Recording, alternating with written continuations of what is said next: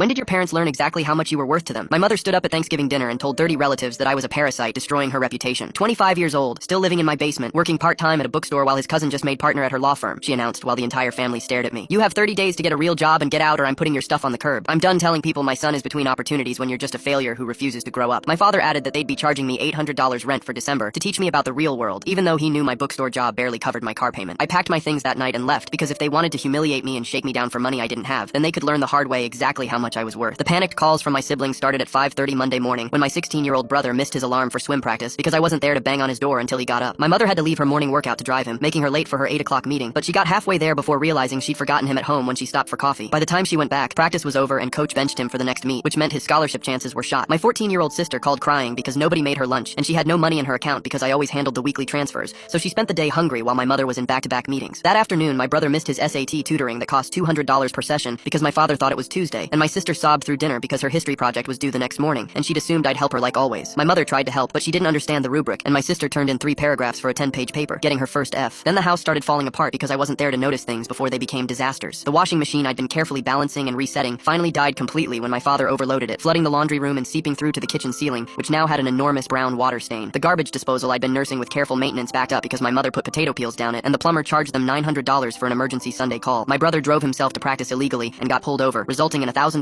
fine and a court date, while my sister missed her orthodontist appointment that had been booked 6 months in advance and now couldn't get another until spring, meaning her treatment would take an extra year at an additional $4,000. The internet got shut off during my mother's important video presentation because nobody knew the bill was on my credit card, making her look completely unprepared in front of her biggest client, who immediately questioned whether they should renew her contract. By week 3, they were hemorrhaging money trying to replace everything I used to do, spending over $5,000 on tutors, cleaning services, lawn care, and takeout for every meal. How hard can it be to run a house? My mother had said, but now she was leaving work early every day to drive my brother everywhere since he'd failed his driving test because nobody had practiced with him, and she got written up for excessive absences. The electricity got shut off because the auto pay I'd set up years ago got canceled when they removed me from the account, and they spent 2 days without power before paying a $300 emergency reconnection fee. My sister's grades went from A's to C's without daily homework help, threatening her acceptance to the honors program, while my brother started failing math because I wasn't there to explain concepts the way he understood them. Then when they tried to host their annual holiday party that I'd always organized behind the scenes, everything came crashing down. They forgot to order catering until the day before, paying triple for rush delivery, but nobody remembered to get drinks, plates, or decorations. The house was a disaster because the cleaning service had quit after not being paid on time, and my mother was sobbing in the kitchen surrounded by 60 pounds of cold catering that arrived 3 hours late, while guests stood around drinking water from coffee mugs. My father's boss pulled him aside to ask if everything was all right at home because his work quality had plummeted, and my mother's biggest client dropped her after too many missed deadlines. My brother got rejected from his top college choice because nobody reminded him about the early application deadline, and my sister had a breakdown when she realized her GPA would keep her out of advanced classes next year. That night, my mother called me crying, begging me to come back. "We'll pay you $40,000 a year to just live here and keep doing what you were doing," she sobbed. My father grabbed the phone to add that they'd buy me a new car and convert the basement into a real apartment if I just came home. I hung up and blocked their numbers.